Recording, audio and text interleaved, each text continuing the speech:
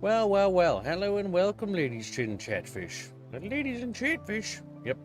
There's a distinct difference between the two, I think. Welcome to another Bunchcast. We have a lot to talk about and a lot of new developments in the gaming sphere. The first things first, what we're going to talk about is a little bit of a cute thing that I've been keeping an eye on called DORF, a real-time indie strategy game that I'm not streaming my screen because I just realized that. You know. There we go. This has got another update relatively recently, showing off and showcasing its overall visuals. We're just going to mute it and let it play so you guys can see the gameplay of it. But yeah, this is like an old school callback to Command & Conquer sort of style RTS, but it was originally a mod for OpenRA, but eventually got turned into its own game.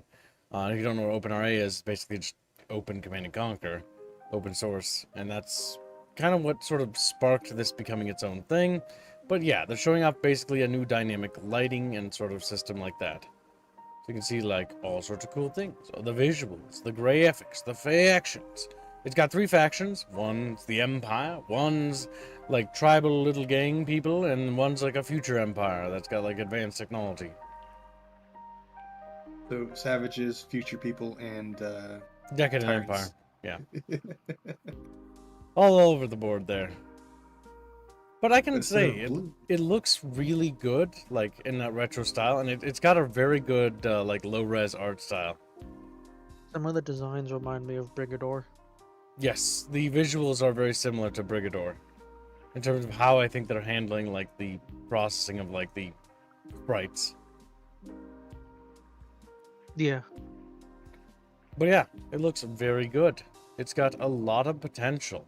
And I was wanting to just mention it briefly because it's rather interesting because, again, we don't get a whole lot of RTSs, but I am noticing a bit of a renaissance where we have a few games coming out that are actually RTSs, so we're probably going to see some more. Speaking of RTSs, we have one bit of extra good news, and that is that Dawn of War Definitive Edition was announced during the current Skulls Festival. We're going to talk briefly about the Skulls Festival stuff because it's kind of relevant, because there are some things in here that Chatfishies might be interested in. But the most important thing of all is got to be the fact that they actually have a new Dawn of War coming. Well, not new, but it's a remaster. And it's not of 2, which makes me very happy, because 2 would be bad. 2 would be incredibly bad. It's good that they did 1 because 1 actually needs it. And basically, like, it's got new textures, a little bit of a new lighting system, as you can see. Also, widescreen support. If you played this game as much as I have, you know that it has some resolution trouble. So presumably that will be getting fixed. Some of the cutscenes have been obviously uplifted into HD, which is quite nice. And it will also be boasting 64-bit support for modding and for overall performance, which means that gone will be the days where this game no longer uses your full power of your computer. Yes, it will actually take advantage of your resources and actually be allowed to have ridiculously large battles. This is great news because this means that modders can really make use of this. I'm also believe, we'll double check, but I'm 99% certain it's got integrated workshop support, which means that any other mods or quality of life functions will just be easy updates, and so that will just be quite simply quite nice. So, yeah, Dawn of War getting the uplift it deserves, which is nice, which probably signals to us a couple of things with Relic Entertainment. The first and most obvious thing it more than likely signals is that Relic is more than likely going to be producing a new Dawn of War in the near future. More than likely. I think they're testing waters. I think Company Heroes 3, regardless of whether you think that they fixed it or turned it around, I think it flopped. To put it bluntly, Relic Entertainment failed as a company, to put it bluntly again, to do anything substantial or noteworthy. They failed, and they are a failure of a company, no matter how you slice it. So yeah, which is kind of unfortunate because, you know, it is one of the great companies that used to bring us a lot of good things, but yeah, they're no longer what they once were. They lost that title ages ago. So yes, they're the developer and the publisher, which means that they will not be having Sega publish this, which is rather interesting. But at the same time, hopefully Relic Entertainment learned its lessons with Company Heroes 3 and Dawn of War 2 and Dawn of War 3 and all the other horrible mistakes it's made down this road. And hopefully we'll see some new improvements. Because again, Dawn of War Definitive Edition is really good. It's from my childhood. It's literally what got me into Warhammer 40k. And yeah, it's just a solid all-around game. So that's worth wishlisting. That's worth checking out. It doesn't Keep your eye on it. say it'll have Steam Workshop integration, which would be kind of insane to not have it, in my professional opinion. But yes. Now we'll move on to the Skulls Festival as a whole. Now, was there something you had to say about the Skulls Festival? Because you dropped a link for the Space Marine 2 thing, which I think is related. It was announced in the Skulls Festival. Yeah. Okay. Well, we'll take a look at the Space Marine 2 news first and foremost. So, what is going on with Space Marine 2? We took a page. We took a few steps back from this game because after playing it, we were kind of thoroughly disappointed with the paltry offerings it really had. It just wasn't. It had very a good. short campaign and a short multiplayer campaign. That's what So- it had. From what I've seen, because I poked around a bit looking for info on it, not a huge amount of info besides just a general idea of what it's going to be. So they're introducing a siege mode in the new update, which is a PvE focused mode. It basically sounds like it's that PvE mode from the first game where you're holding off waves and waves of enemies.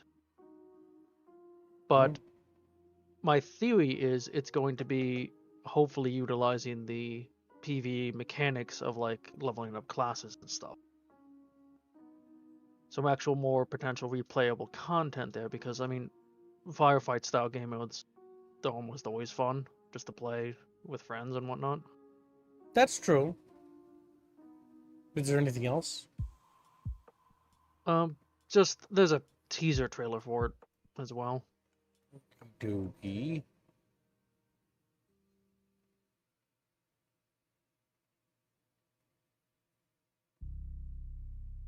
So yeah, honestly, I'm gonna be brutally honest here. I don't care. I don't care. Well, yeah, we know you don't. The Yes, big thing for but- me is that they took too long to produce content, and not only did Helldivers 2 recover when they had the opportunity to exploit Helldiver 2's floundering, but then they basically went out and announced that they're going to be pulling support for Dawn of War 2 in the near future and be moving on to Dawn of War 3, which means I really just have no... I don't care. Don't you mean Space Marine? Or 2, Space not Marine Dawn of War 3, 2? sorry. Space Marine 3. I don't particularly care. Yeah. I mean, this to show you that the focus for them, like this, is a good thing. Adding this mode that obviously should have been in earlier, much earlier, but just to show that they still are dropping the ball. So they tease this new mode, which is going to be like waves and waves of increasingly tougher enemies and just basically like a PvE focused firefight style thing. But that's not even the main focus of this big update they're talking about. It's the cosmetic packs that are going to have to pay for. Yeah, I don't care. I'd rather buy a war Like bond. there's from more info Helldivers. and stuff on the look. You can get a White Scars cosmetic or Blood Angels. Like there's more info and stuff on that, basically. So good, it's getting it. Too little, too It late. should have been in the game in the beginning, pretty much. I'm of the opinion that this is too little, too late. It had to be done ages ago. Yeah. Like, it's good that they're doing it now, but like the fact that they already announced that there's Space Marine 3, I don't like. I've lost interest because I know you're gonna just drop it. You're adding a bunch of cosmetic DLC for a game that's literally gonna be left behind in the dust. I don't care. Yeah. But there's your news for the 40k stuff. That's recent. Honestly, the Dawn of War remasters much more interesting to Yep. me. But like, Of the Warhammer stuff, in my opinion, I think the Dawn of War news is the biggest. That's actually exciting and good. Space Marine 2 was kind of a letdown. I know some people liked it, but I didn't care for it. But if you guys know me, it's because I don't like Doom Eternal. Some of you love that, and so you know my reasons as to why. I just don't like forced kill animations. I find it annoying. It's like a personal pet peeve of mine. But the big thing that really annoys me is that they tried to make Space Marine 2 into a quasi live service game with constant updates, but then basically announced that it's going to die relatively short after a couple years. Versus Helldivers 2, basically did the exact opposite, where the Arrowhead basically announced that we're going to keep working on it, is what they basically said, until we turn it into Helldivers 3. You're not going to need another Helldivers game. We're not going to abandon Helldivers. We're going to be working on it for years and years, if not a decade plus. And we're not going to abandon it. And so I'm like, okay, so what that means to me is that Helldivers 2 will have more overall content because it's all built up into one game, rather spread across several different little tiny mini live service games. Like, you're going to have to hedge your bets. That's the issue here. And again, I think Boatstars brings up a great idea. He says, I'm so tired of live service games with no clear vision. That's kind of what Space Marine 2 is. It's a game that's kind of directionless and doesn't really know what it wants to be. It has a PvE mode, but it's not integrated with the campaign. So any of the progressions you make in the PvE mode and all the classes and stuff doesn't affect the campaign, which means the campaign has virtually no replayability because it's not connected to the other systems. Which is kind of like, why wouldn't you connect the campaign and that together so that they increase the overall replay value in the package? Then it's got the sync kill thing, which is just like everything has a sync kill and it takes 30,000 years to execute. And it just interrupts the flow of gameplay. And it just feels sloppy. All rule of cool, but no substance and actual value. Rather shallow. And so that's kind of my opinion on the matter. Now, some people might be excited for this, and technically you don't have to pay for this, which is good, which does mean it is just going to be added to the game. So if you do like this game, you will be getting more content, which is good for you. For me, I was expecting me to want to return or reinstall Space Marine 2 at some point by this time, and I've reached this time this year, because we talked about that. And I find myself, without a doubt, not caring. I don't want to return. There's just no reason to. I really liked the firefight style mode in the first game. It had a lot of issues. I think it's better than the first game. It was. I was saying the first game's a better game. No, it's entirely down to the fact that how kills work in the first game. The first game, in my opinion, may be kind of average, but the overall gameplay flow is better. It's not as forced. Now, granted, when you fight Chaos, it's not good. Chaos is... For whatever reason, Space Marine as a franchise makes Space Marines not fun to fight in PvE. But in PvP, they're actually fun to fight. Which is weird, because the funniest part is, when we played Space Marine 2, the most fun Reguline and I had wasn't the campaign. We had fun with the campaign parts of it, right? Like, the Tyranids were fun. But it was the PvP. The PvP of a game, and I'm normally a big PvE guy, but the PvP was literally better than the campaign and the co-op mode.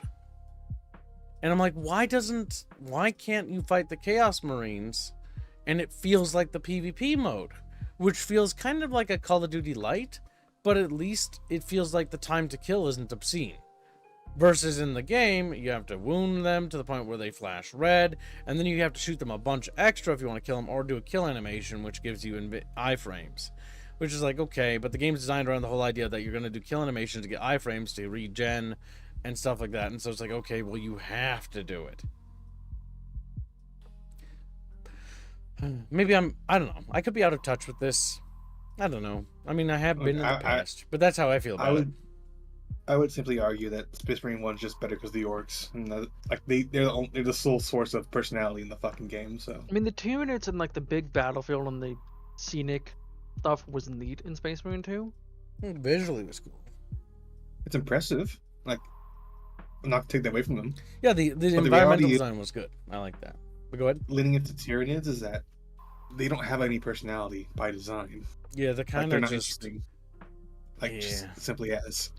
It would have been far more interesting to fight the Tau or something, because at least they would have some sort of talking personality to them. The big thing is when you fight an enemy that doesn't have a personality, it's like, okay.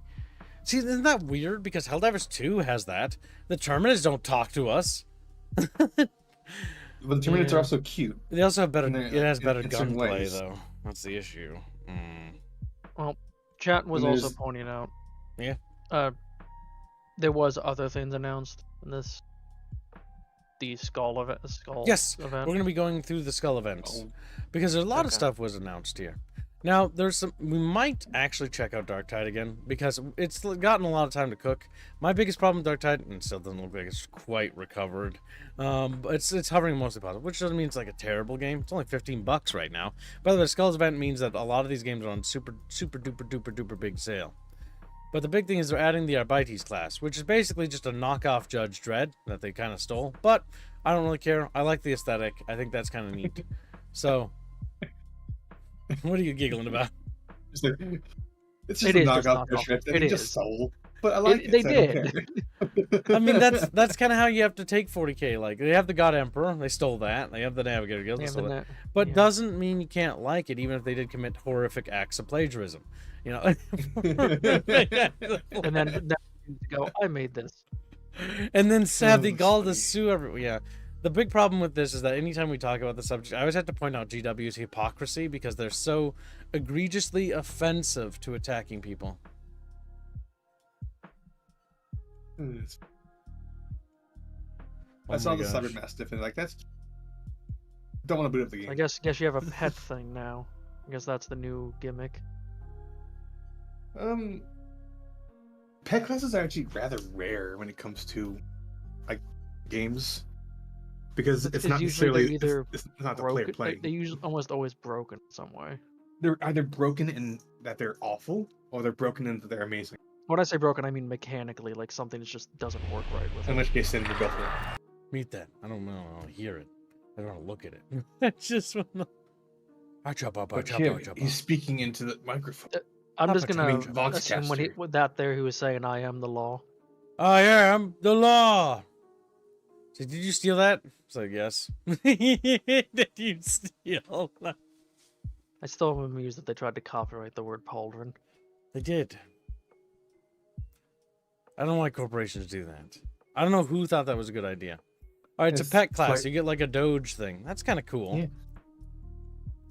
I wonder if gunplay is actually viable because my biggest problem with this game is that gunplay sucked, and not only did it suck, but like there was like it was just Vermintide but bad. Actually, I Vermintide considered pump. it to be Vermintide, but gunplay was better. Really? Gunplay and melee was better. Maybe I'm Vermintide's out of melee touch. combat has a wonderful thing where your weapons hit, like, the model for your weapon, everyone's weapon, is smaller than the hitbox for it. So enemies will swing at you, and they'll whiff on your end, but you'll still get hit. And same with your attacks. Or bite mock fry. Just what? Oh my god! I don't know. I just thought that I should say that right then and there. Owlcat is also making another 40k game. Cool. Okay. Yes, I did see that, Gregors, where they were suing someone over the word Warhammer. They I hope people are. who like. It's a I hope BattleTech YouTube. They are basically filing a cease and desist because they used the word Warhammer. There's a to mech called a describe Warhammer. A Warhammer mech. I hope So people on who this like Rogue page- Trader will enjoy it. On this I hate Games page, Workshop. Gibbs, if you just scroll down, there's the announcements. Yep, I know. That's all the announcements, all the 6. So space. Let's move to the. We're gonna focus on the two more interesting things. First, we talked about Dawn of War Definitive Edition, which is by far the crown jewel in my opinion. This is Space Marine Master Crafted Edition. Now, the only reason why I'm kind of interested in this is because it's gonna have its multiplayer stuff, and it's gonna come with all the DLC, like map packs and stuff. And to be honest, this game is just better than Space Marine 2 in almost every regard. It's got better missions, better characters, better story, better everything. It's a bit basic, but it's honestly fun. And you know what? I don't care. It doesn't have to be perfect. It just has to be fun. And then you know what? The first Space Marine is fun. I don't care what anyone else says. I know it's a flawed. Voice Marine. So what's funny to Plug me it. about this announcement of this remake, I just recently went to check, like literally just like a little bit ago, went to check Space Marine on Steam, and now it's just Space Marine Anniversary Edition, which they literally upgraded my version to Anniversary. Oh, they just did it for free? No, this isn't Anniversary Edition. This is Master Crafted Edition.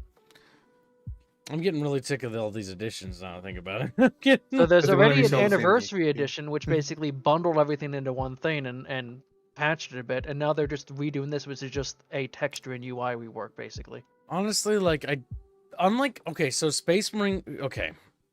The big issue is that Dawn of War, the Dawn of War game boasts 64-bit support, which means that mods can now be pushed further to the limit, right? And it's a bundling of all them together with widescreen support built in native now. So you actually have proper widescreen support and HD cutscenes. So it's like, okay, the Dawn of War Definitive Edition or whatever the fuck it's called is worth it because it literally is all the Dawn of Wars bundled together with a bunch of fixes that basically uplift them to the point where it's playable in the modern era. And better resolution and stuff like that. That's actually really good. The problem with this game I'm having of Space Marine is that it's trying to do the same thing. It's like 4K resolution. I don't really care. Improved character models. I don't really care. Modernized controls. I don't care. Remastered art. Don't care. High fidelity improved tech. Don't care. It comes with all the DLC. The anniversary edition is $40. This doesn't have a price yet. Oh, okay. So if the anniversary is 40, this is probably going to be at least 50. That's absurd. This game should be like $20 tops. It's ancient. It's ancient game. Okay, there may be like 40 because it's the remaster, but the previous one should be like 20. Honestly, my biggest problem with this is that it feels like, by comparison, they just did this to milk it. I don't know. I just don't feel like it's worth it. Because, like, Space Marine runs fine as is now. Dawn of War getting this treatment actually helps it out in several key areas and actually makes a difference.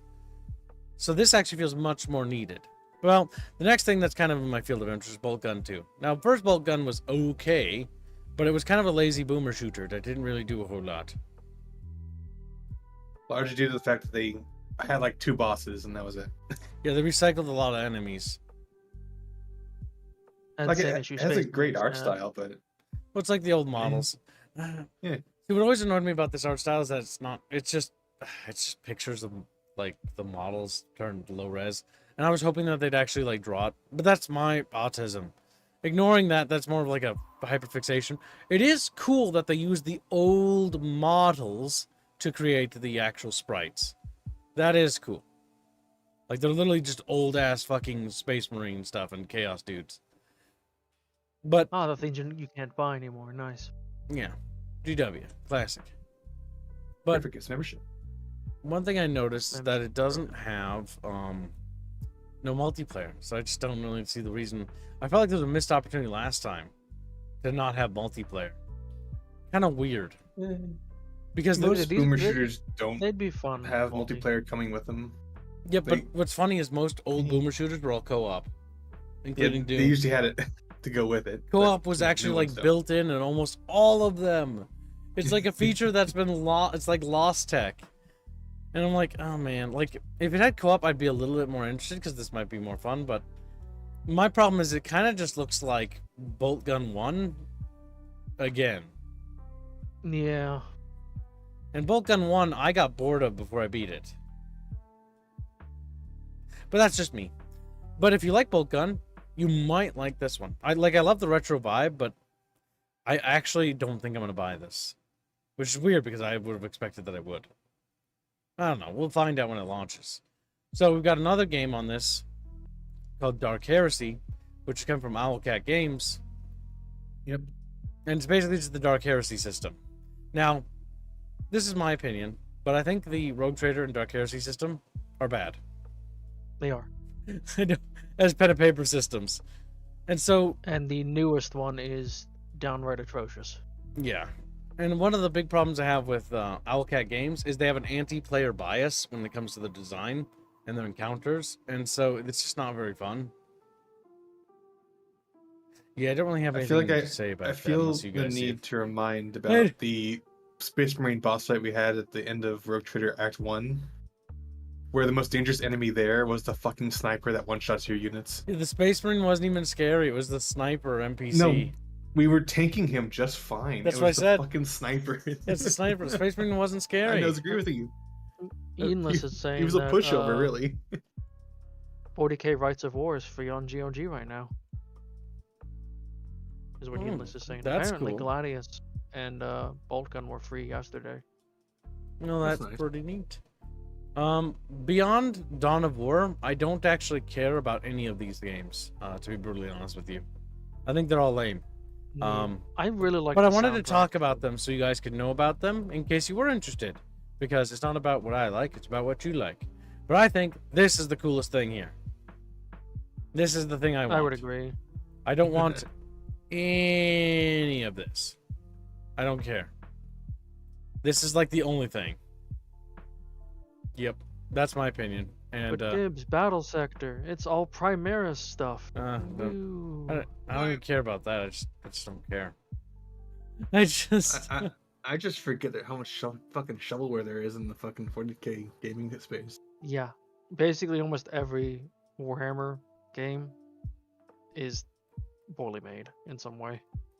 it's a shame too Dawn of War because was they like should the be. exception. Dawn of War was a relic at its prime, and that's why I love this game. This game is really worth it. I know that a lot of people, understand that the Warhammer licenses are kind of garbage, but this one's good. This is the good one. The rest, like, this is fun, but I don't know if that's worth it. That's the issue. And beyond that, the So rest of how this is gonna much- me. You think they're gonna charge for the Dawn of War remaster? If there's 40 bucks. 30 bucks. Yeah. I think 40. I'm 40 is gonna, maybe I'm gonna 50. place Probably. I'm gonna guess 50. No more than 50. 60 would be outlandish. No. 40's, I know 50's already better. kind of outlandish. So, 40. To be honest. What they're going to do is they're going to do $40 for the base version of the definitive edition, and then they're going to have something for $20 extra for you can some pay other for. shit. They're not gonna do that because they would have to add stuff to this game. It's like if you notice any of these remastered definitive, they haven't added anything to them. Like Space Marine, like there's no reason to get the Space Marine. I am genuinely struggling, chat. Why the fuck would I get Space Marine Mastercrafted? See, You get it because I- you didn't have I'm it pretty- I'm- originally. pretty sure they're going to charge like 50, 60 for the Space Marine. And Dawn of War, I wouldn't be surprised if we see that price again because they're banking on people will just pay because Like there's they like the nothing old new one. here. The only reason why I want to get the fucking Dawn of War thing is literally because of one tiny little detail. Well, actually, two details. One, the widescreen patch is nice, that's built in, but like, you don't need it. But the big thing is 64-bit support. That's That like, is big. that's huge. Because it means this game will not lag as bad. Or on paper, it shouldn't lag at all. And so, like, that's why this is worth getting. Because it's like Medieval 2. If Medieval 2 just had 64-bit mod. Worth getting, instantly. That's it. That's it. They don't need any other selling points. I don't know. I don't see the validity into any of these other things. And there has been donations. Oh, it's time to read. Read. So, I don't know if Gregor's was read, but he said, speaking of Dawns, Dawn of War, he puts it towards the Dawn of War thumbnail. Coming Dawn of War, if any, better be RTS rather than the RTS of tickets. I don't get it. Did Dawn of War 2 and 2 and 3 use like a ticket system for when you were fighting in multiplayer? I don't like Dawn of War 2, so. I think it might have. So It does. basically, You have like, to it wasn't capture points and it's resources. like tug of war. It's not really. Dawn of War 2 is more like a knockoff of Company Heroes, but in the Dawn of War's paint job. And it was done that way because it would save money and budget. I much prefer Dawn of War 1. Dawn of War 1 is true. It's true! I'm a diehard Dawn of War fan, and I will not bow to these heathens that say Dawn of War 2 is It where it will should not be. be bound. I will not be bound. Blows up. Explodes. So then Rifford gifted a membership, which currently it seems memberships are bugged, chat, so just keep that in mind. And then Tiberius has been a member for 4 months as a Bubble Cultist. Drat, I was finally going to use one of these for something, but you noticed, Yin Boy. Yinny Boy. That filthy yings. Gladius warships. giveaway is still going on. Gross. On GeoGeo Steam. Alright, next up, we have to talk about, which is a pretty big subject on today's stream, is basically... What could it be, chat? I don't know. They can see your screen cap. So, the big thing here I want to talk about is a game called Tainted Grail: The Fall of Avalon. Now, many of you who didn't see the stream yesterday probably don't know this, but this game is literally better than Oblivion and Skyrim. And I know that's not a high bar, but basically this is what Skyrim and Oblivion should be. This game is... I don't want to look at this because it might have spoilers. This game is actually really good. It's got a really good, really decent writing. I don't know if it's like amazing. We have yet to get through the game. That's down to execution and how they follow through with it. But this game is literally what Skyrim should be. What Elder Scrolls should be right now. Oh look, it's Bleak Falls Barrow. Damn. And so the big thing is that with this game, they're actually taking like a genre that already exists with the Elder Scrolls formula and actually building on it. Like, it's got better combat, it's got better magic, it's got literally better user interface built in, it's got literally writing. Yes, writing. It has writing in it. Whoa. Can you believe that? This game has writing, unlike Skyrim, where it's like, go on top of the mountain, talk to a dude, fight a dragon thing, game You're credits. the chosen one. Credits. The end. Have a good one. That's pretty much it. I wasn't present for the first 3 hours. Has it become more open worldy sandbox, or is it more of a streamlined, like, linear? Asks Jano. What, this game? This game follows the Elder Scrolls formula of being set-piece boxes. So there are zones, and then zones have quests in it, and you can freely explore those zones, but you do the quests in there. It's very much New Vegas, but fantasy. I would attribute this game to giving me New Vegas vibes more than like Skyrim or Morrowind or Oblivion or things like that, because it feels much more like New Vegas as like a package. The writing even feels like pretty good, with interesting factions and characters and motivations and mystery, all based and steeped in Arthurian legend. So it started off with a bang. It's a game I would recommend checking out. It has got a demo. Really, like, it has a demo. I know, crazy chat, but you can try it right here for the tutorial island, and you can see if you like it. This game has lusty Argonian mains. It does more than just that. It has full-blown erotica, which I started reading and stream. Yes, we did do that. Then it's got very lewd, seductive, poorly drawn pinups of girls in shackles, barely scantily clad. Not only does it do that, but this game also does something even better. When you boot it up and you make a character, it doesn't ask you, do you want body type A, body type B? It does something revolutionary. Male or female? But Kibbs, it does have the side haircuts. It does have side haircuts. Those are bad. The character creator could use some. They did say they're going to be putting some modding stuff in this game to help with modability. Or they're exploring modability right now, post-launch. But yeah, I think this game is pretty good. Now you can see that the reviews are floundering a little bit because it's not 94% anymore. It's 92%, which is still very high, by the way. But yeah, I would guess performance issues. Yeah, the game has some bugs and stability issues. But yeah, this game was really I'll say, good. Because I haven't played it. Or well, and so far. I was able to catch 8.7 hours. hours. Stream. But I did appreciate how it's Arthurian inspired and legend stuff. But it's not like Arthur was the bad guy. Well, not yet, anyways. Like, No, but it it don't- doesn't seem to be. I don't think Arthur is going to be evil in this. I'm just kind of sick of it's I don't know why that was showing me Arthurian that. legend We'll get inspired, and it's spoilers. just Look, we're gonna subvert it by having Arthur be the bad guy and the witches were the good people. It's like, no. well, according to a lot of that, the druids did sacrifice people, but we also don't really know that. You're kind of jumping to a little bit of conclusions. We Well, only it's just It's a it seems mystery like of the druids so far. right now, actually. Mystery of the Druids. Mm-hmm. All I right. did get funded. Boo-doop. There goes Squilly. There goes. Like Squealy User player. banned from this channel. Not streamed and played. He just has to play it to completion on his own. But yeah, this is a game I'm going to be playing again. This game is really good. When we streamed it, I want to point it out because it's one of those, this game is caught us by surprise. This is another gem. Kingdom Come Deliverance 2 is really good. This game, Tainted Grail, is even also really good. Like, if you like Oblivion or Elder Scrolls style games, but you wish they had like New Vegas, like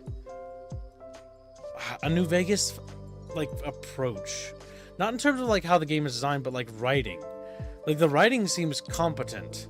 There's a lot of interesting characters, and I mean a lot of interesting characters in this. They're very colorful. There's one character, this isn't that we're going to talk about briefly, but you'll talk to him, and he's basically sent by Camelot to basically oversee like cleaning up the area of bandits and stuff like that. So you'd think he'd be a good guy, right? He's a bloodthirsty psychopath. He goes on about like how he finds it fascinating and exciting when people are killed, and the more interesting ways in how people die and how they decompose. And he goes on great details and length to share this information and excitement with you, because when you talk to him, he gets more and more excited, because for the first time, somebody showed up and started killing somebody. And so he's getting all excited about you going around killing people. And, and it's funny because like you would expect him to be like, oh, you know, gotta stop the bandits from murdering people. He's like, yeah, they murdered people, but like, how did you kill them? I hope they struggled. I hope they struggled. Did you cut open their belly? Did you cut open their belly? There's my favorite murderer. Yeah, pretty much. Like, it's actually pretty fun. Like, it's got interesting characters. The combat's pretty hard. I recommend it on normal at the very least. I don't know if it gets spongier. That's why I don't recommend it on higher. I'm playing on hard. And hard actually feels really good. Is it? Is it spongier? Yeah. They're not spongier. They just do a lot more damage. I already am like a glass fucking... Kids will just die more. Yeah. Significantly. I made a spell sword, and magic in that game is a really good. Like, you know, Elder Scrolls hates magic. Tainted Grail, the Fall of Avalon, loves magic. Using magic is actually one of the most fun things I've ever done in this game, at least. Well, the fact of the matter is that magic actually scales for your level, unlike Elder Scrolls, which is set damage.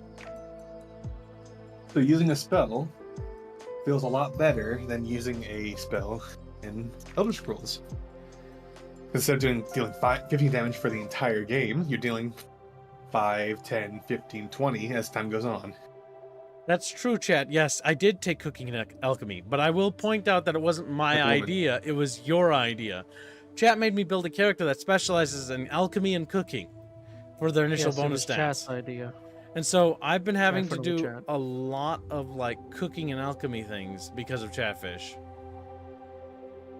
So Gregor's is pointing out how the writing actually leaves room for mystery and like crafting theories and stuff, which is a lost art these days, given how most things just spell out everything to you.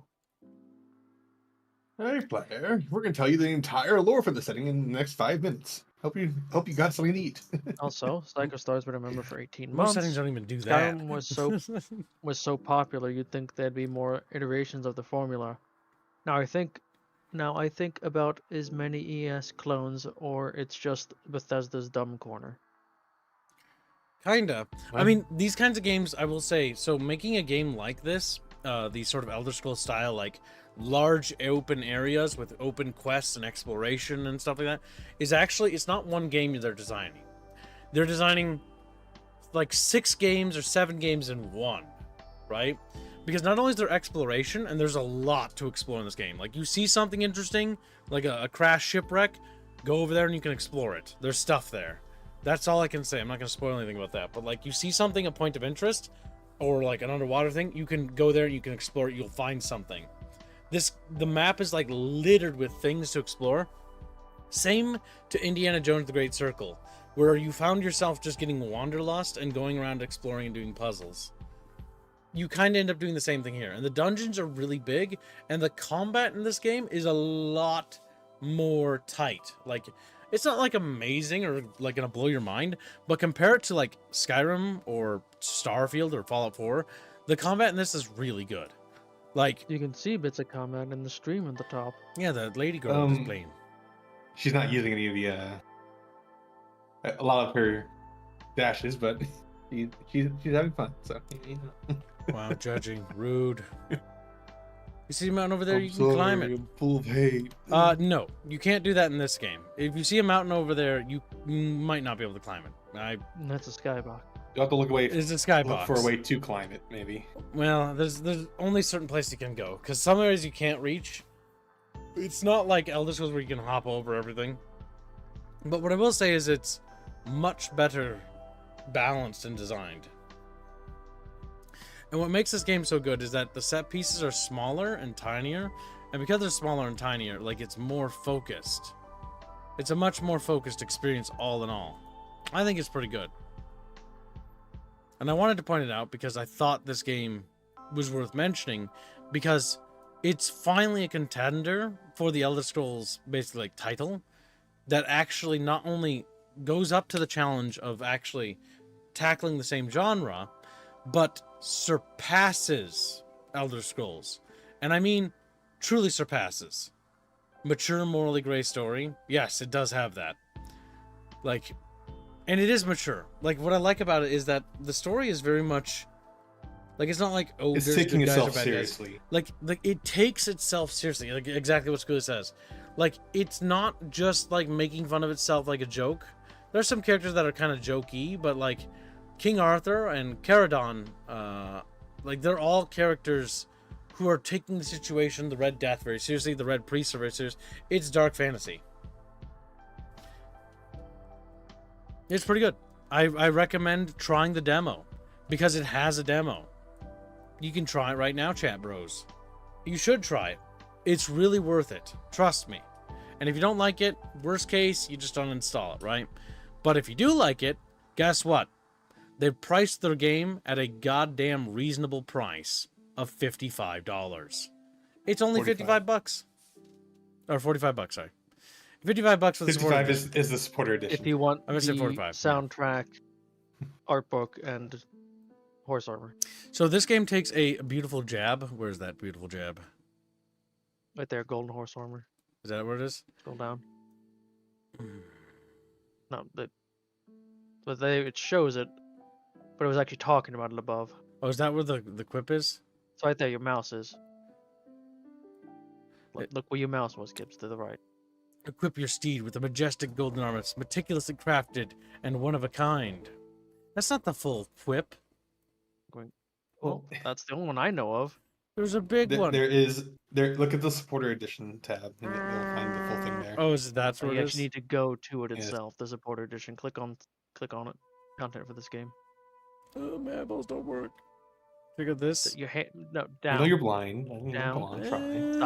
Stop. Go back up. This. Yeah. This is where it probably was.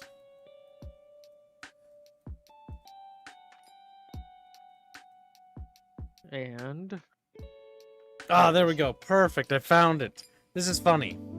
At least I remember being funny last night. Might not be funny anymore. I don't know. The only horse armor you'll ever need for your loyal steed. This exclusive DLC features a single meticulously crafted armor set that perfectly balances protection, aesthetic, and historical infamy. Much like its legendary predecessor from another universe, this singular piece of equine protection offers your horse the chance to look magnificent while providing questionable tactical advantage. Features include one iconic armor set, yes, just one. Shiny reflective surfaces that enemies can see from miles away. A conversation starter at every stable. Is it worth the price? That's for history to decide. But one thing's for certain, your horse will never look the same again. It's got a sense of armor. Sense of armor. Sense of humor. It does have a sense of armor, if you think about it. That's now, true. my question is, because I vaguely recall in original Oblivion, if you got the DLC, your horse just always had it, and you couldn't turn it off. Yeah, I think you can't. I think this is implying you can't turn it off here either. But yes, this is literally just Does a. the game even have horses? That's Yes, Stone Age? Yes, it does. I found one. I don't use it though. The game does have horses in it that you can use. Psycho Star is very excited about a horse. It's like, Horse. "Whew."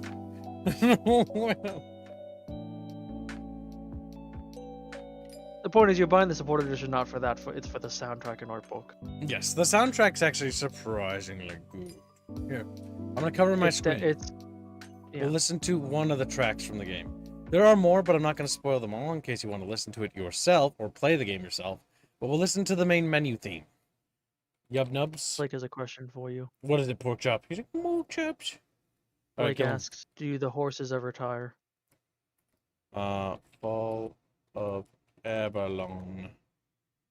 I thought you were saying ban Blake for harassment. All right, here we go. I'm gonna play the track for the chat bros because chat bros want to hear it.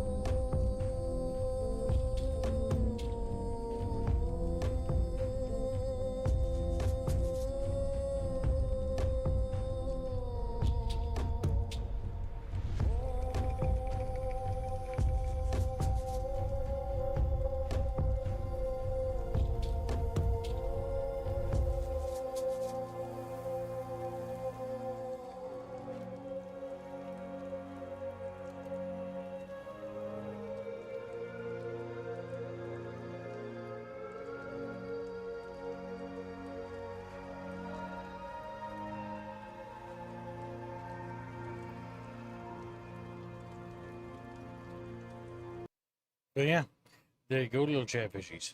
That is the main menu track for Tainted Grail, Fall of Avalon. This has got to be another great contender for one of the best RPGs we've had released this year. But it's not going to get any traction because it's not in the correct field. I know that. The big issue that I think this game is going to face going forward is that not a quality problem. The game is actually incredibly good. It is like Kingdom Come Deliverance 2, just a solid all-around RPG, but it eclipses Elder Scrolls almost laughably so, in my opinion. And so what's really going to make or break this whole thing is going to be down to individuals and basically the voice, basically just, what do you call it? Voice of mouth, word of mouth. That's Word the, of mouth. Yeah, there we go. Yeah. Basically, word of mouth is how this game is going to succeed or fail. This game, I give it almost, like, if I had actually played through it completely, I would give it like a full flying color recommendation. Without a fucking doubt. I only have 8.7 hours and I haven't beaten it. But it has a demo and you can try it. The writing is very good. King Arthur has got to be like very well written. Caradon's also a really good character. A lot of really strong characters and quests in this game. Very dark, very bleak. It's just solid. A solid story like experience in general. Definitely on the list of recommended things to check out. Definitely solid. The big thing here is I really hope that this game gets traction because it's fucking awesome. Oh, stream rest again. Oh yes, the magic. We mentioned it before, but it's worth mentioning again. You know how Elder Scrolls hates magic classes? This game loves them. You play any style you want, from what I can tell, and like they're all viable. The boss fights and the battles in general and the combat is just superior. It eclipses Elder Scrolls in almost every regard. So, yeah. It's a little bit Slavjank because it is a Polish studio. You'll see that if you try the demo. But it is worth picking up. Or at the very least, wishlisting and checking out. Because if you like these style of RPGs and you wish there was something else, something that felt like it cared, right? That actually had a story, that actually has like a vision of what it wants to be, or maybe perhaps you really would like to see some King Arthurian like legend stuff explored, this is a game to check out. All in all, pretty goddamn good. It was hard to stop playing it last night. I wanted to keep streaming it all the way to like the sunrise. It's that good. I played it till 3 a.m. because we were watching the movie last night. I know, but like it's one of those games you don't want to drop, though, is it? Like it just No, it's fun. I felt the ability to just keep going. But yeah, I figured I'd give this game definitely some praise on the stream because I don't know if this will do well. It's doing it's in the top sellers right now. 46 of my bucket bros want to pick it up. 27 already have. One last note, like I said before, when I streamed this game, it was infectious. When people watched it, they very quickly either downloaded the demo or went like, I'm going to pick that up next paycheck. And then lo and behold, almost every guest on the stream bought it one after the other. I want to point that out that was incredibly funny. First it was, I believe, who was it first that did it? Hands got it first. Yeah. I would have picked it up, but Yeah. as I said, I still haven't even played Oblivion. Yep. I will say that if you haven't played Oblivion yet and you want to play Oblivion, I'd play that before playing this. Because when you play this, you're not going to want to go back. Mm-hmm. I especially need to play Oblivion because Gibbs here forced it upon me. It's true. I'm a nice person. You're welcome. And I want him to waste his money. It wasn't streamer pressure, chat. It was me just playing the game. They were asking questions about it. Hans is like, Hans was the most skeptical of them all, by the way. Hans is like, I'm very particular. Like, you know, there's certain things I'm not into. Like, if I'm not into it, I'm just not into it. And then he sees, like, the fucking blood magic, like, druid thing. And then I just hear him, like, slapping this fucking wallet on the desk. He's like, I already have it this before. Yeah, a lot of people have started picking it up. And I'm really enjoying it. It just From early launched. Rifford had it when it was okay, early okay. access. Gotcha. So I didn't affect you. But I will say that He saw it before you, kid. I will say that you should try the demo. If you're looking for a new RPG, just check it. I'm a man of particular taste. And, yeah, literally. He said that, yes. A particular taste. Like, it has to be, like, a certain level of dark fantasy. Then he sees, like, this, like, flesh-grafted, like, monster thing we run into. And then he just, like, immediately buys it. It was funny. Because it scratched his... He's got a very particular itch when it comes to art style. Like, this game has a lot of really good art direction. It also has some influence from Giger. You know, if you play it, you'll see what I mean. It's not... But it's rather interesting. He's like, wham, keep pushing hands into buying it. Got it. Dude, I couldn't do that if I wanted to. Firstly, Hans is my friend, but he's also, he's got that ancestry where they don't He's buy just a stuff. he's just a bottle of ketchup. They don't buy stuff. Those people. What is he talking about? Don't think Wow. One about it. of those And people, canceled. he said. He's my friend. I can make fun of him if I want to. All right. Like, wham. So, unless I'm mistaken, there's a stream element that I think Kib should read. Is there now? Chat bros stream element to me. Did you? No, that's not again. That's from yesterday. Oh no, Mr. Personality says- did do that again. Okay, I read that and I couldn't believe what I saw. All right, so Mr. Personality donates a generous $50 and says, "So Reguline, angry yet? Mad even? Booner Bane."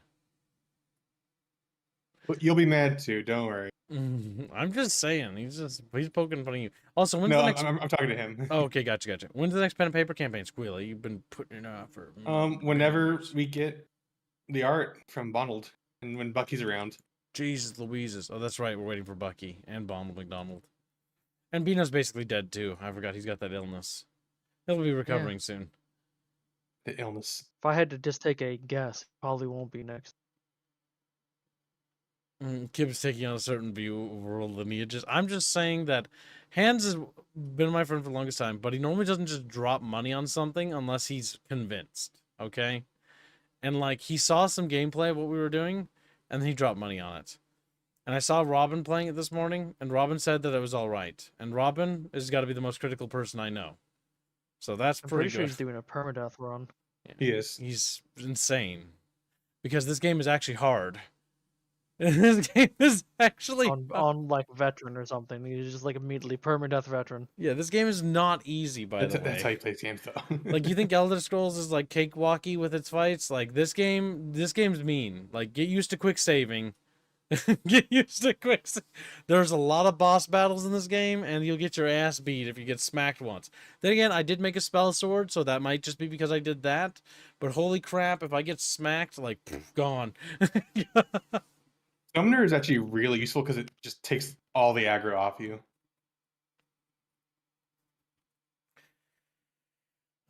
All I know is that I'm glad I built a summoner class because I'll just summon little monster guys, and I can summon like 4 of them and just like let them fight, like let them fight when I smack them when their back is turned with my little smack stick. But yeah, I've learned to appreciate the summoner, and no, I'm not a stereotypical streamer, chat. I want you to know that. Just because I streamer, I don't. It's like my pet classes. I do have a soft spot for them. This is true. You are a girl. But I will point out that it was chat who made me play a summoner. You did vote on it. But the big thing is that, yeah, you know what? It does make sense. Okay, you know what? Fuck you. You know why?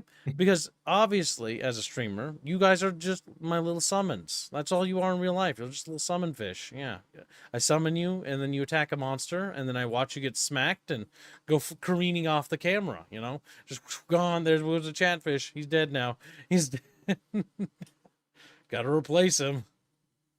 Neurotypical streamer. It's not neurotypical. It just makes sense when you think about it. I'm used to having you guys as my little minions, so why wouldn't I want little minions in the video game to send to their deaths? It just seems to stand to reason. It's the same thing. That is true, Boulder. And Kibbs did say if the weekly was made today, we would watch part 2. That's true. If Part we make 2. today's weekly goal, we will watch part 2 of Dune. But I will point out that the mini-series watch along begins not next week, but I think the week after, which we will be watching the Dune mini-series in celebration of the launch of Dune Awakening. I forgot the name of the game.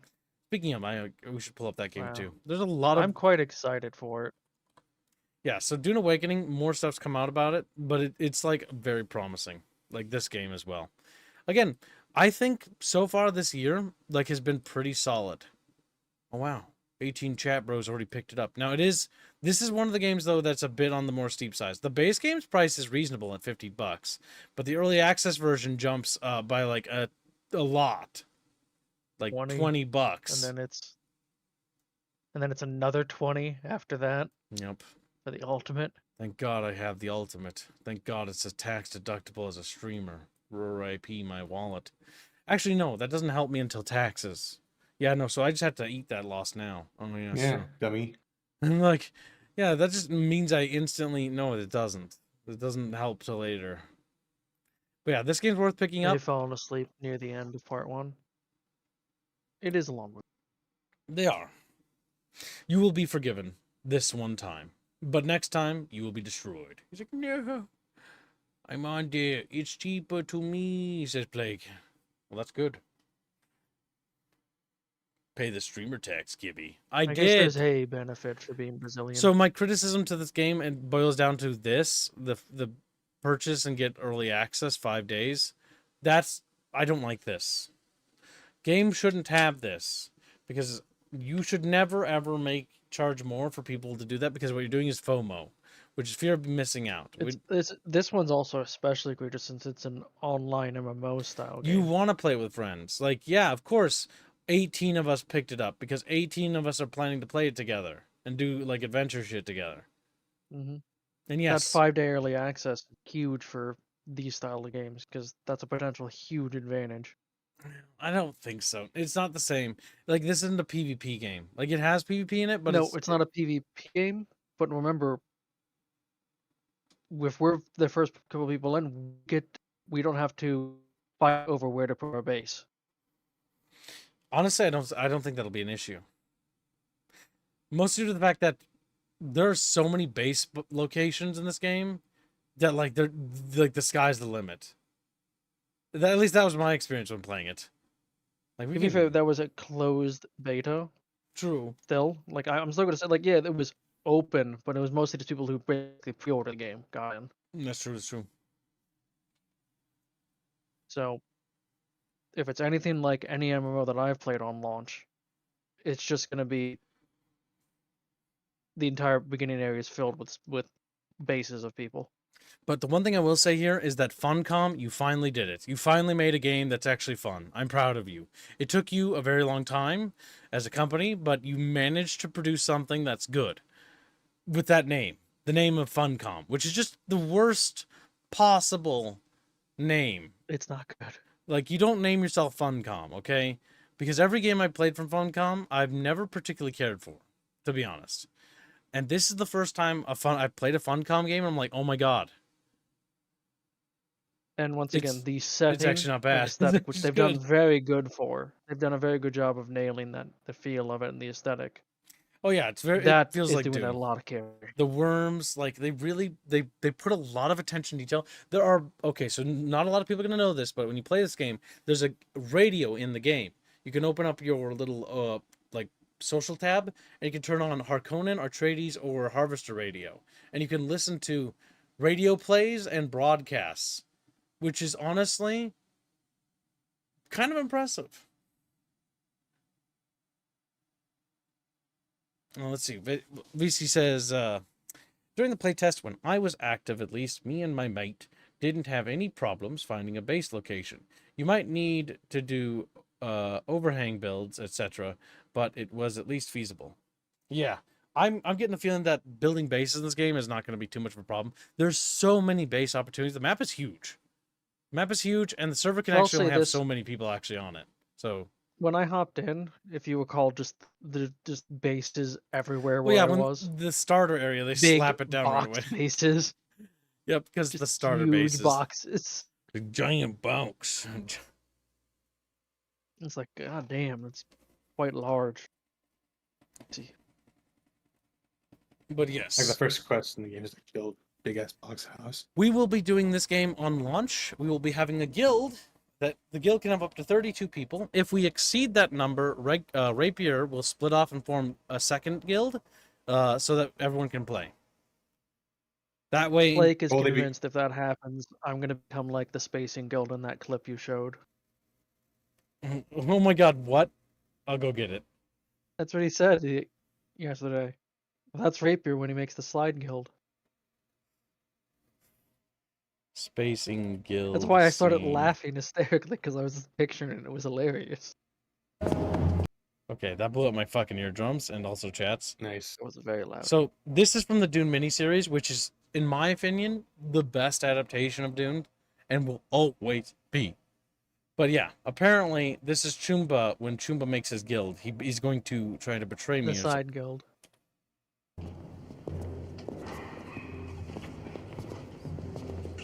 Dispatch orders to your navigators.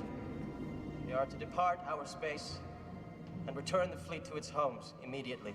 The guild does not take your orders.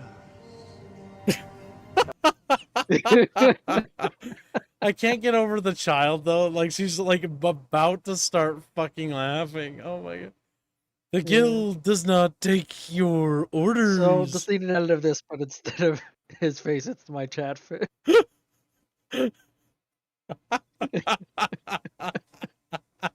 All right, chat.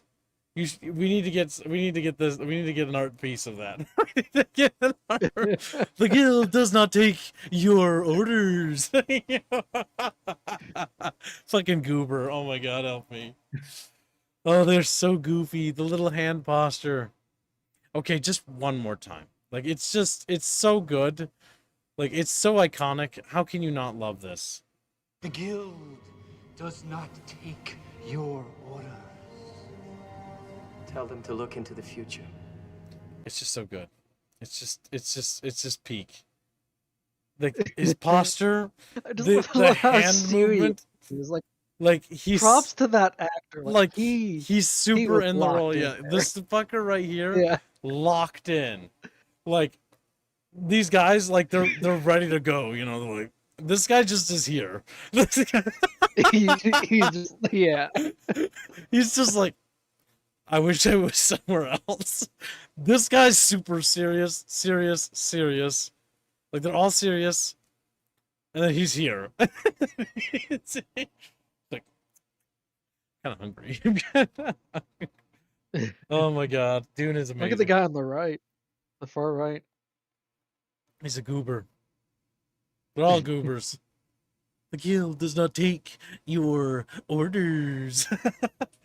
That is unironically you guys anytime I try to tell you guys to do anything. That is true, Jan. That is you. This is literally what you are to me, okay? You are a bunch of goofy hat little fish who think they have power, but don't. Think they have A revolution focused behind Rapier, says Greg. Oh my god. But yes, that will be the secondary guild. If we need a secondary Stemper guild. says, I'll join Chumba if he does this. Oh my god.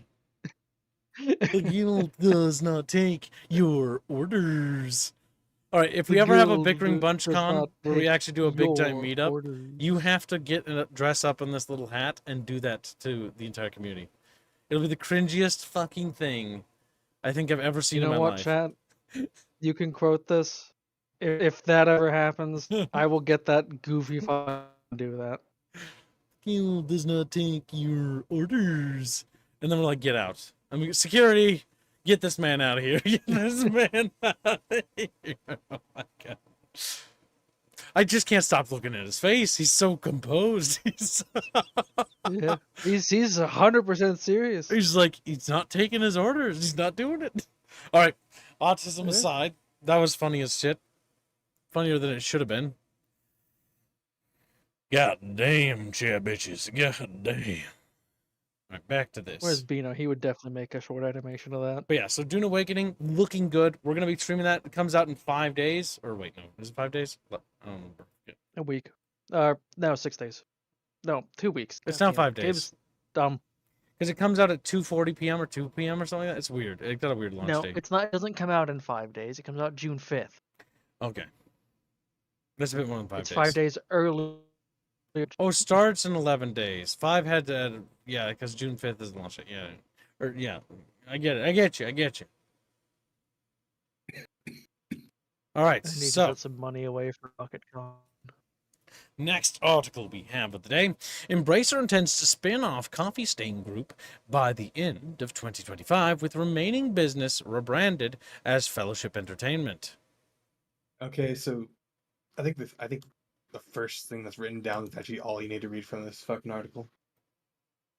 And it's just that Embracer is being splitting off into 3 separate companies because Fracturing. they finally realized that they're not actually doing very well. So Yep, not tenable as a group. The first link I put into the VC chat is of Asmodee, which is the tabletop part of Embracer Group. This is like all these fucking board games, all that shit. Well, they make the Star Wars shit? Okay. I don't know. Catan, Marvel, Ticket to Ride. Board games, like that's what they do. Mm. And then they're also splitting off Coffee Stain, as was said. And they're splitting off into Fellowship Entertainment. Fellowship, it has quite a few studios of interest, specifically 4A Games, Astro Media, Crystal Dynamics, Dark Horse, Eidos Montreal, Gunfire Games, Middle Earth Enterprises, which is what it was rebranded from, THQ Nordic, and Warhorse Studios. There's also like 40 more of those, but put it lightly, Embracer Group is finally falling apart, and they're being sectioned off into 3 different actual companies that essentially own these little things. Their products. I mean, to be honest, I didn't know Star Wars Legion was a part of Embracer Group either, Gunny. I just learned that just today. I'm looking at the board games here, and I'm like, okay, like Catan, that's huge. Marvel is a big IP. Ticket to Ride, a lot of people love that. I don't have any experience with that. But then I saw the Star Wars board games, and I noticed that there's Legion right there. And I'm like, Jesus. Okay, so these are, the big board games. That's the Star Wars tabletop war game. So that's interesting. Also, thank you for your your donation, little Grumpy. Grumpy Grumpskin says, put fishy up, please. SF Cookie, Rapier's Choose. And thank you for your generous donations. And I've chosen Time Splitters. To Time Splitters it goes. Time Splitters 2 Time Splitters 2. Yeah, we're skipping 1. Also, you need to activate Green Brain. Now, Grumpy, you're kind of touching my shoulder. What are you doing? He's like, my shoulder. Give it a little squeeze. Yeah, Time Splitters Give it a little squeeze. I always thought, I didn't even realize 2 was the one I played. I thought that was the first.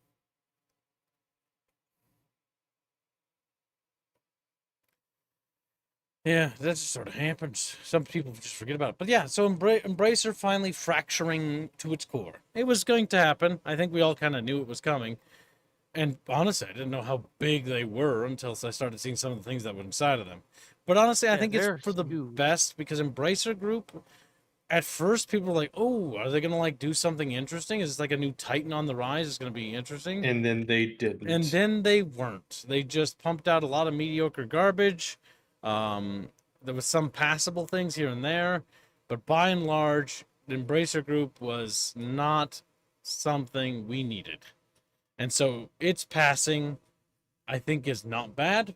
I think it's probably for the best. It's honestly better that there are a lot more smaller game companies than bigger game companies, at least in my opinion.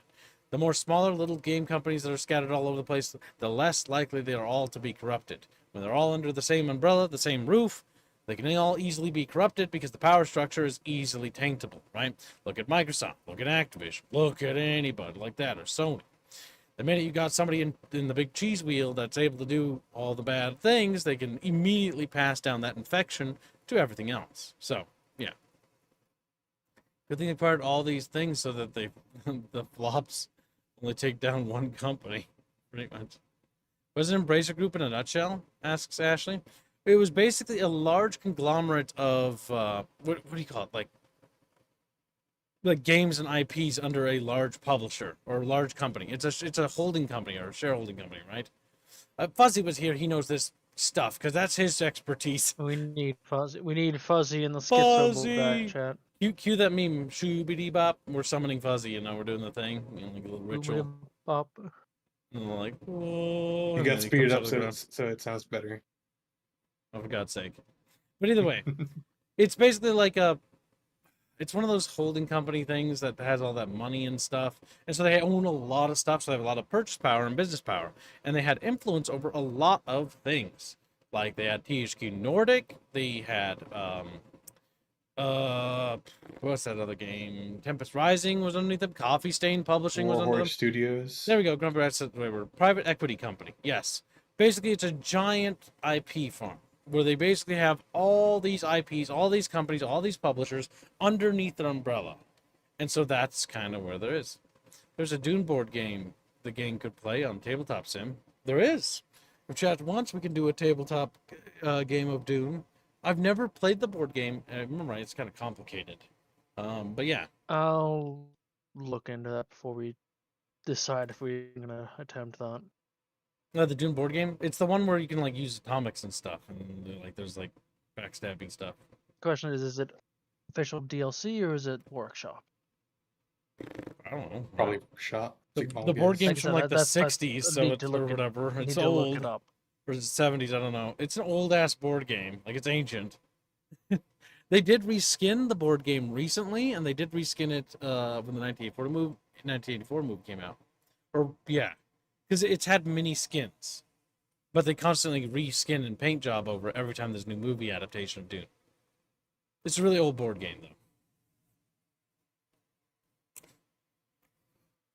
If it's the same game I am thinking of, it is a good board game, says Kyle Kitsune, who is but a smallest fish. The smallest fish in the bucket, indeed.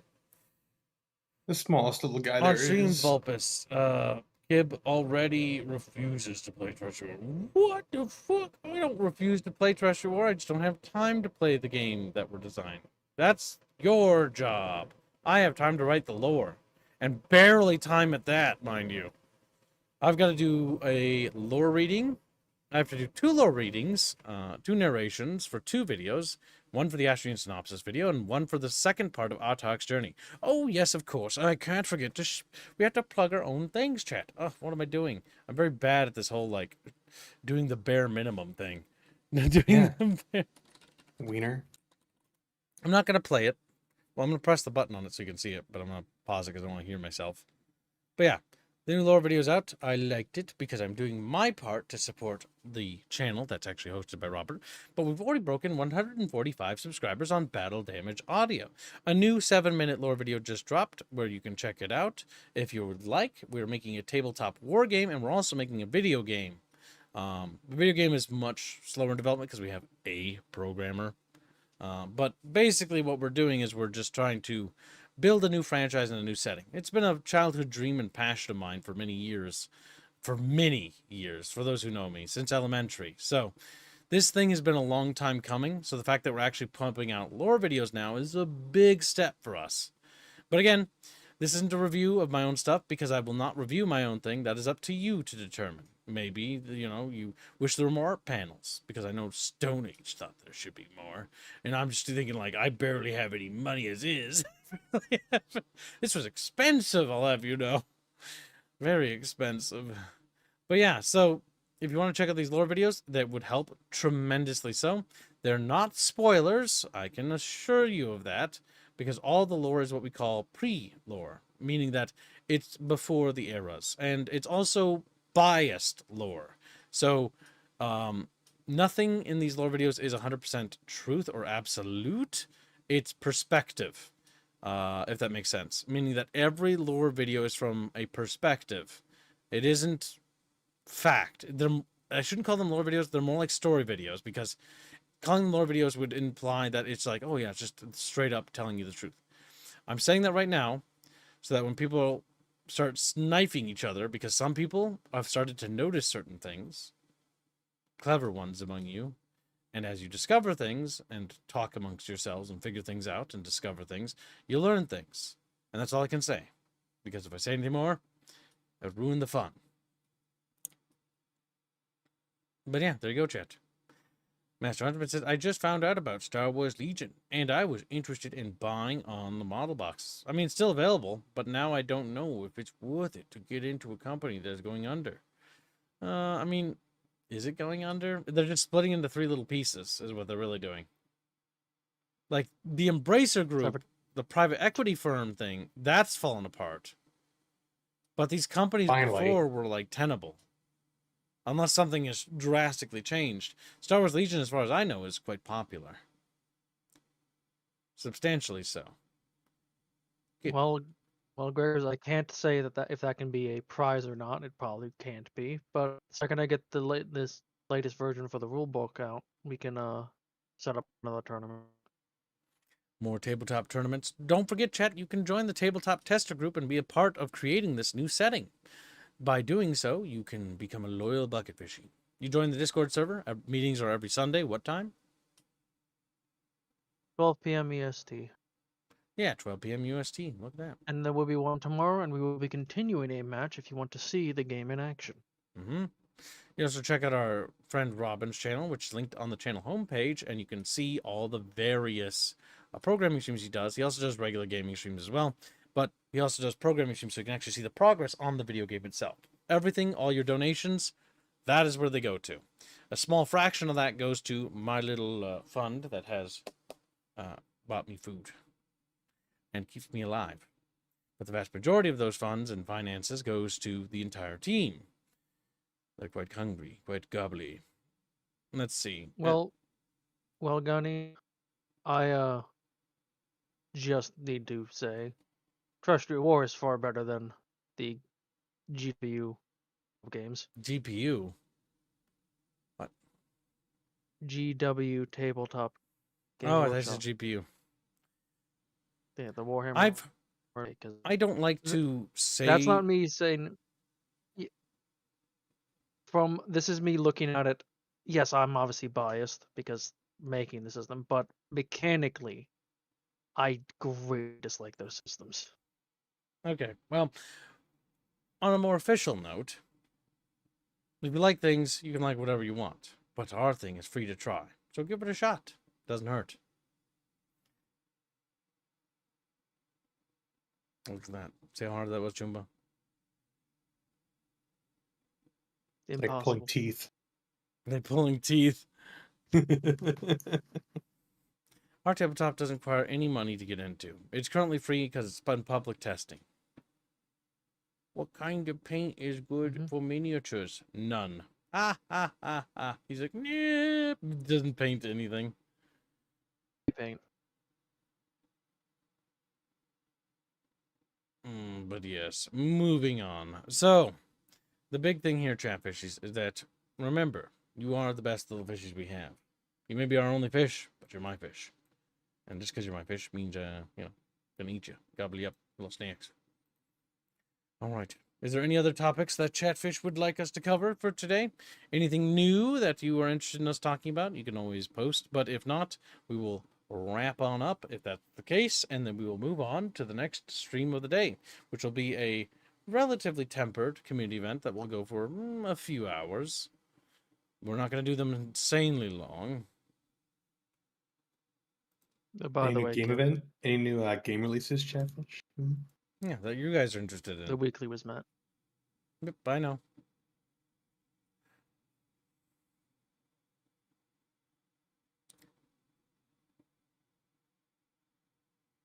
What? I don't even know what Gregor's is rambling about. He just keeps rambling. Ramble. Look at the guy.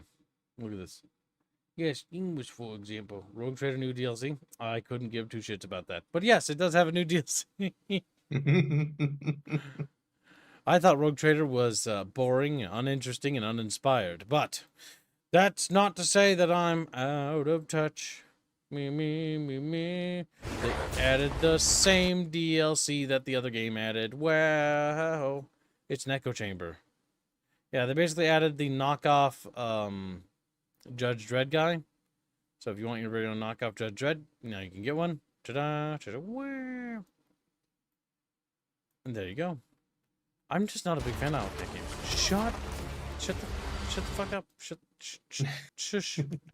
Noisy ass thing. Just mute that. Fix You it. can turn those off from auto starting you now. I can, but I refuse.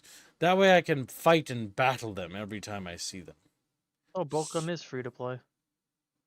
Yeah, it is. And I still wouldn't play it.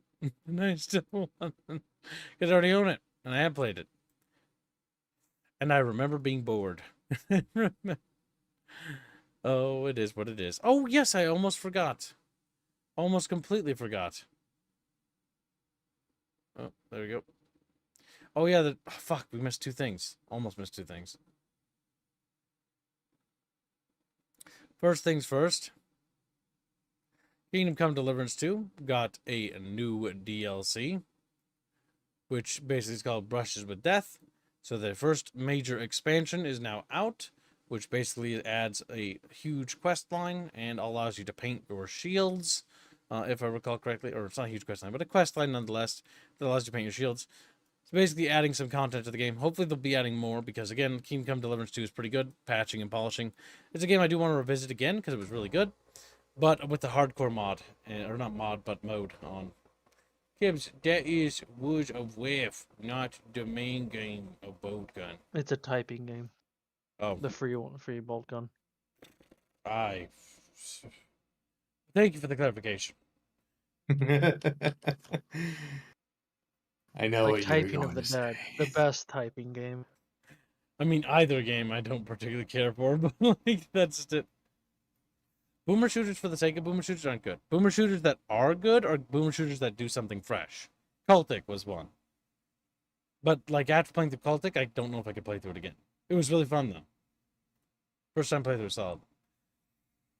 All right, let's see. But yes, that. Oh, and the last thing I need to talk about, Stalker. Yes, Stalker. We need to talk about Stalker.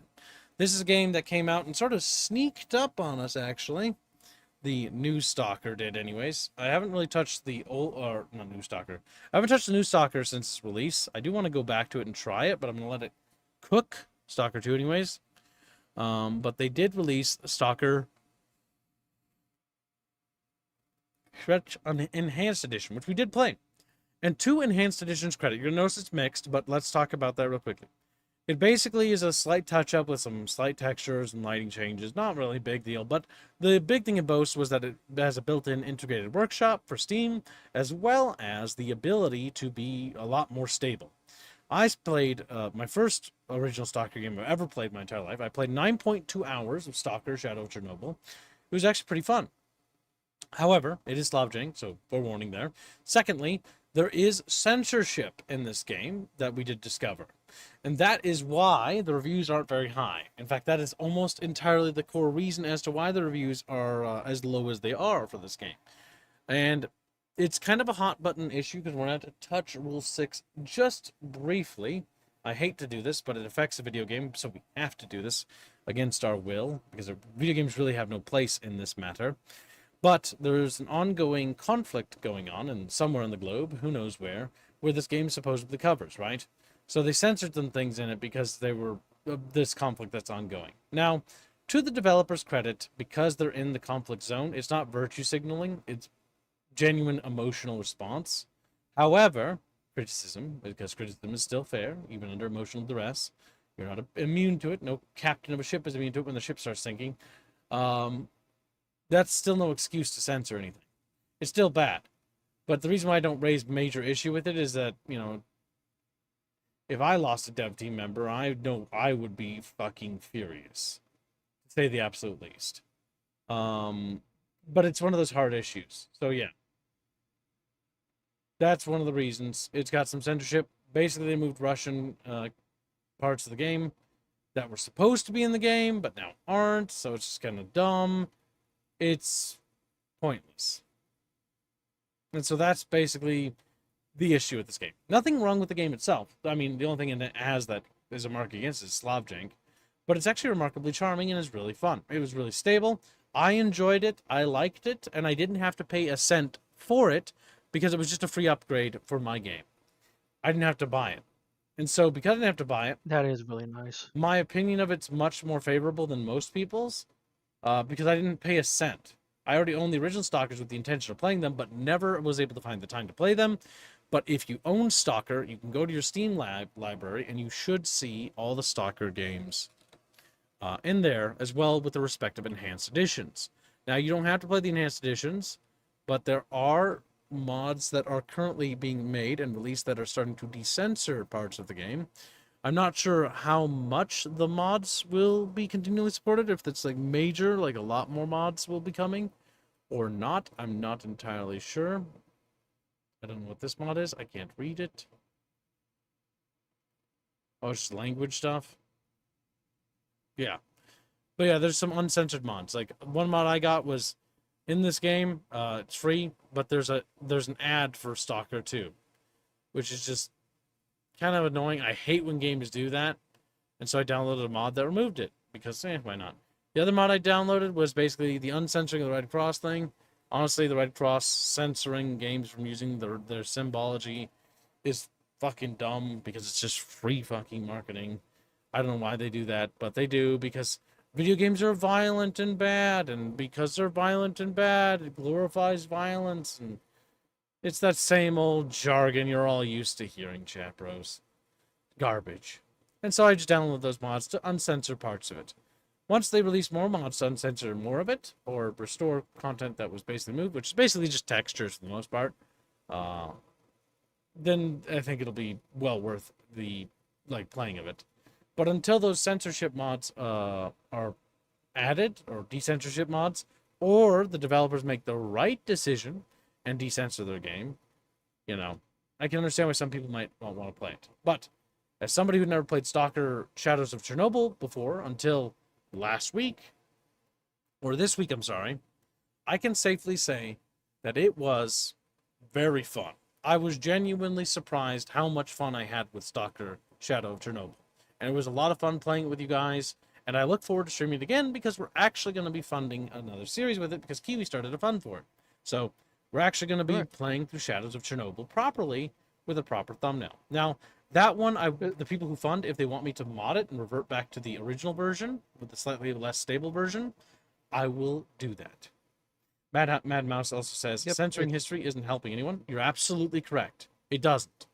You're absolutely correct. They shouldn't have done it. I understand why they did it, but I don't think that was a good reason. There is no reason to censor a video game, period. That goes for if it's got violence. That goes if, children can be killed in it. It's a fucking video game. Just give it an M. There you go. Problem solved. If it's got friggin', titties, give it an M. Problem solved. Give it an A. Whatever. I don't care. The big thing is that it's fictitious material. It harms nobody by its existence. And the minute we implement draconian censorship laws, just like Germany did with some games, look at how bad the German censorship laws affected video games. The Command & Conquer Generals for them was fucking awful for Germany. It was the worst thing ever. They made crumpled AI robots and stuff like that instead of infantry. Or Wolfenstein just being outright banned, and so many good games being banned for no reason. Literally no good reason. They have a reason, it's just not a good reason. And just like with this, it's disappointing to see. Will you censor if Celeste dies in your game? Make her immortal? Well, it depends on if she can die. Our game's got, characters that may or may not die. I don't know. I'm not going to censor it. If Celeste dies or gets run over by a train, she gets died or run over by a train. I don't believe in censorship. But some people do. And I vehemently disagree with them. But that's, a debate for another time.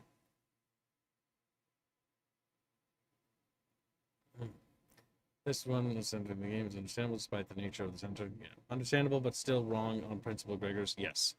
The big thing is, the reason why I'm not super pissed off about the developers doing this is I can understand why the censorship took place.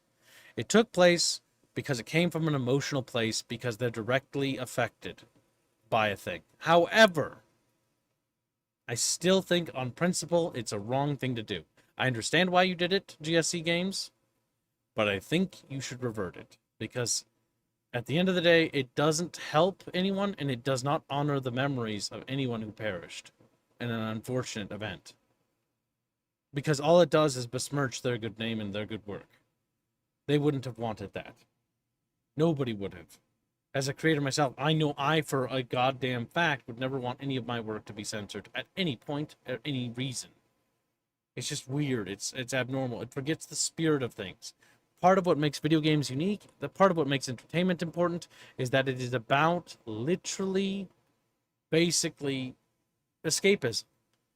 Being able to play a game and being able to have a good time, despite the world being kind of shitty, is what makes video games great. If you're in a bad place, if something unfortunate happened, video games exist for you to have a little piece of escapism. You had a hard day at work, you want to wind down for the day, you want to go on an adventure, because not everybody can, put on a suit and get a machine gun and go outside and start blasting people. Because guess what? That's illegal. You can't do that. You can't do You at least have to have a it's mask if illegal. you're gonna do that. You can't I'm gonna put on my knight and sword and shield and go and start stabbing people. It's like, no, you're not allowed to do. That's illegal. You're right, we do live in a tyranny. Video games exist to give you this place to act out a fantasy, and there's nothing wrong with that. Fantasies are harmless, so long as it's a fantasy. They're good, and that's always been my stance on everything. As long as you're not hurting anybody, I don't give a shit. Although I wish owning a nice shiny suit of armor wasn't a fantasy. You can go buy one. Or you can learn That smithing. shit's so expensive. Learn smithing. Do it. You want to. But yeah, that's my 2 cents on the Stocked Enhanced Editions. They're fun. I do think you should try them, because it is nice how stable they are. But then again, I say this as if I have experience, but then I think about it, I don't really. So, but I've heard a lot of great stories about how unstable the old Stalkers are. So, I can Yeah, I was say I pleasantly ran this for surprised it didn't 9.2 crash. hours. 9.2 hours and not a single crash. Pretty good. Ran Helldivers 2 for It was 30 pretty minutes. stable. I didn't Had a really crash right notice away. much in the way of graphical issues either. It seemed pretty solid. Honestly, it's a really fun game. It's a bit janky. I could see where mods would be super fun, because it would help polish and bring things out. But yeah. Well, if you hurt feelings, kids. Well, sometimes feelings should be hurt. I think video games should make you feel emotional responses towards things, because video games are art in a way, and no, not in a way, they are. Like, if you feel sad in a video game because like a character died, that's awesome. You cared. You were immersed. You got into the world and the setting, and you cared. There's nothing to be ashamed of, and anybody who tells you otherwise is just fucking mad and envious that you're having a good time and doesn't want you to. Don't let people control you. I just enjoy that I can use control. Oh yes, that's right. This is a big deal for some people. For me, I don't give a shit. But this game has controller support. So if you want to play this game with controllers now, you can now play it with controllers. That's a big deal for some people, I know, but I personally don't give a shit. For you plebeians, yes, it's a huge deal. Some people like that. He spent 20 years debugging this. It cooked.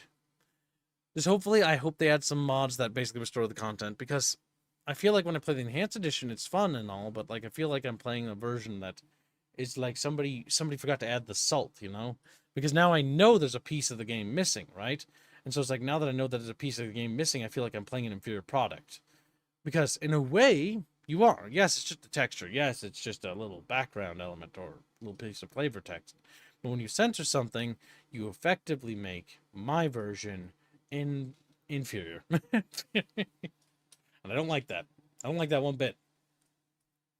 But yeah, that's my thoughts on the matter. I know it's a sensitive subject because it is an R6 violation.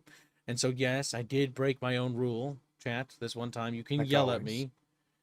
Don't worry, I'll be banning him We later. only talk about Rule 6 stuff, aka politics and hot button issues, if it affects gaming directly. And sometimes R6 does get crossed over because this directly affected this game and is having an impact on it.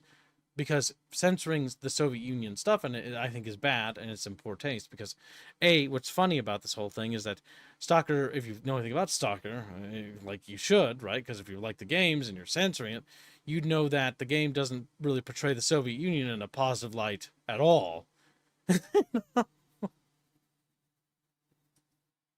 Psycho Dad says, let's talk about art Rule 34 stuff instead. Psycho fish. It's like psycho. But yes, that is all the subjects I had for today. I would want to talk about one more thing, and I kind of do, but it's technically two things, but it's not like there's new, but they're worth mentioning because I want to point these things out. Fuck it, I'm doing it. Last two things, real quick. First thing, this game, it's not anywhere new to being done, but I want to highlight it because it looks really cool. It's called Dust Front. It's an RTS being developed by a single Russian dude, or Russian or Slavic dude. Oh god, I gotta be careful, because like that whole area is a hot button thing right now. Whatever, somebody over there in that area is doing something, and they're making this game, and it looks really good. And I want to highlight it because it looks fun and it looks exciting, and it's got like, you know, eldritch horror monsters in it. It's got like an empire in it, just like that other game is. Then it's got like this futuristic faction, just like that other game. Yeah, they do get a bit formulaic, but you know, it looks cool.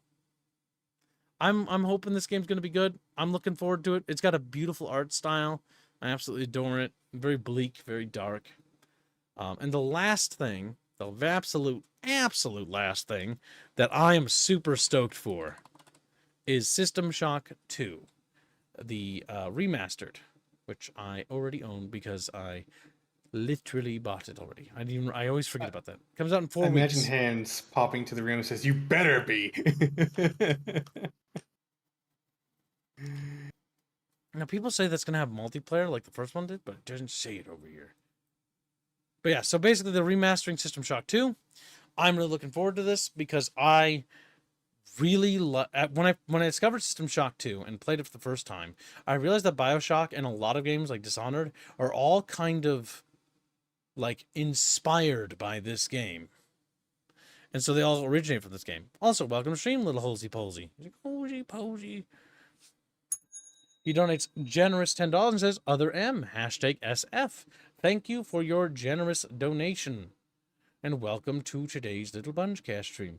But yeah, I'm looking forward to this game. It looks super cool. And if you like BioShock or those style of games, this is basically the originator of those style of games. They all sort of stem back to System Shock, which is basically like the father of it. If you like Prey 2016 or 17, I don't really know. BioShock or Dishonored or any of those style of games, shock-inspired games, you know, they even have the name Shock in them. They all originate from this. Fun bit of trivia, by the way.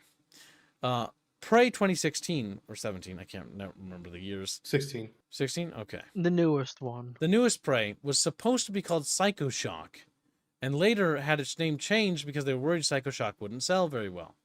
I think that was the dumbest fucking thing I've ever heard. I'm actually annoyed that I discovered that because Prey 2016 being called Prey 2016 is fucking stupid. It should be called Psycho Shock. Who thinks that Prey 2016... I know, but just calling it Prey 2016, like that's just Well, it's not called 2016, it's just called Prey. Yeah, but people are going to call it that because they share the same name of another game. That's what happens when you make a game and it has the same name, like Doom 2016.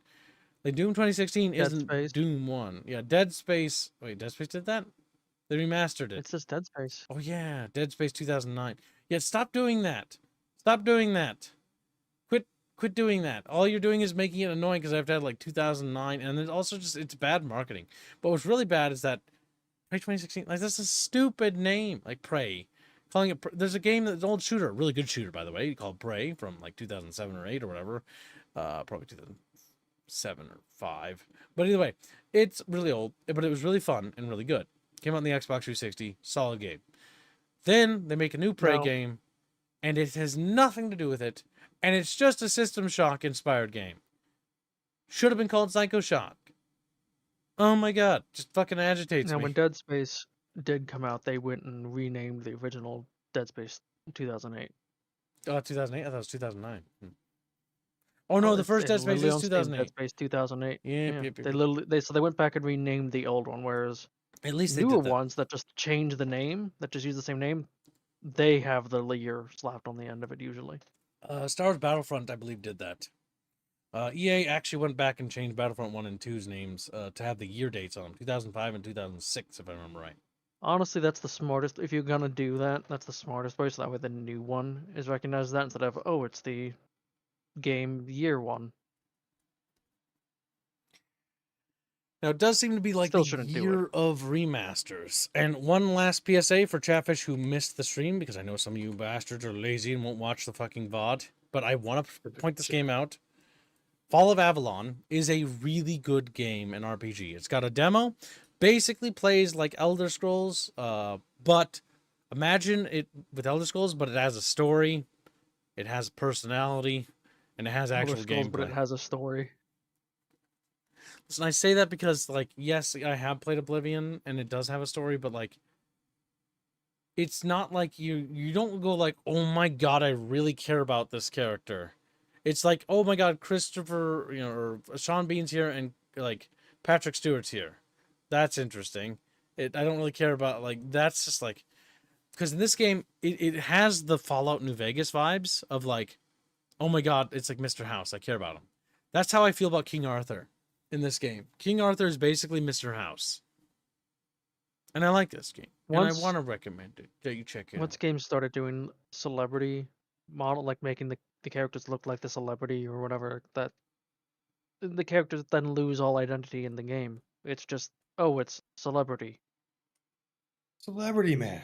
I know you. Hey, it's me, Celebrity Jim. It's like, Celebrity Jim? I saw you in Celebrity Movie. Like, Oh my god. Cyberpunk. I'm like, oh look, it's Keanu Reeves. Oh, Keanu. Or you the can play Arc one 2 character, but he trailer. plays one. Where they have Vin Diesel on the cover, and then the game never comes out because they spent all their money on frivolous things. A game I did not care about. I'm glad it died. Alright, so, just, yeah. I'm joking, chat. But I don't really care for Ark that much. It is unfortunate for people who like it, because people like dinosaurs and they go rare. Alright, chat. It is time for us to raid into the next stream. The next stream is a community event where we will be playing Halo 3. You are all welcome to join. You may gather in the Kib Size Bucket to play.